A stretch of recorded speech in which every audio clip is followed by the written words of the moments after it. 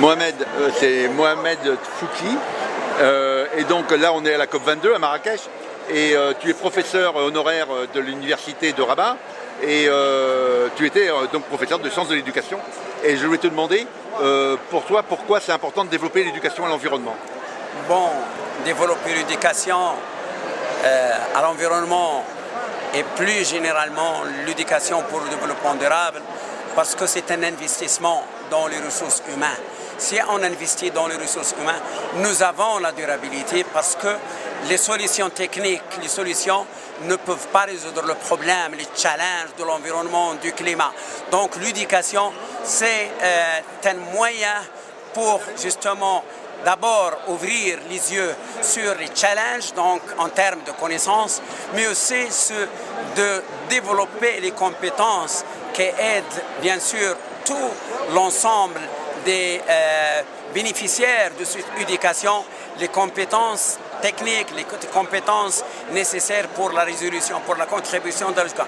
Et puis, il y a aussi un élément fondamental, c'est inculquer les valeurs, parce qu'on a besoin des valeurs de manière à ce que l'implication soit une implication intrinsèque, soit une implication parce qu'il y a la sanction que je ne fais pas ça. On veut que ça soit une doctrine et la question des valeurs pour un certain nombre de questions comme la responsabilité, comme bien sûr la participation, comme bien sûr faire un plaidoyer pour les questions de l'environnement et du développement durable. Donc c'est ça. Et puis, comme vous l'avez dit, il faut tout bien sûr intégrer ça en termes d'action.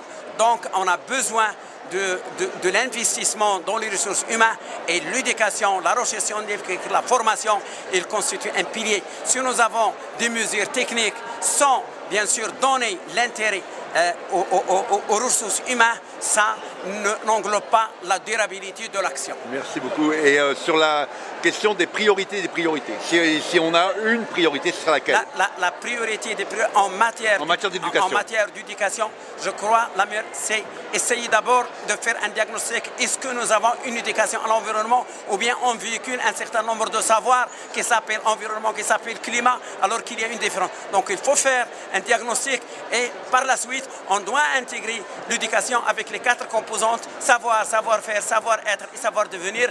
Et ceci demande bien sûr la formation des formateurs, ça demande la refonte des curricula et des filières universitaires et je crois, et ça demande aussi une volonté politique parce que la question de l'éducation à l'environnement, l'éducation au développement durable, ça demande une volonté politique. C'est vrai, Marrakech, c'est vrai, la COP21, c'est vrai, la COP22, mais je crois l'éducation, sa valeur ne doit pas être au-dessus du financement ou bien de renforcement de capacité. Je crois que l'éducation, c'est vraiment un élément fondamental pour justement contribuer à cet effort international en matière d'adaptation et d'atténuation au changement climatique, mais aussi à la question de développement durable dans ces 4 dimensions, la dimension économique, la dimension sociale, la dimension environnementale et surtout la dimension gouvernance aussi. Merci professeur, merci beaucoup.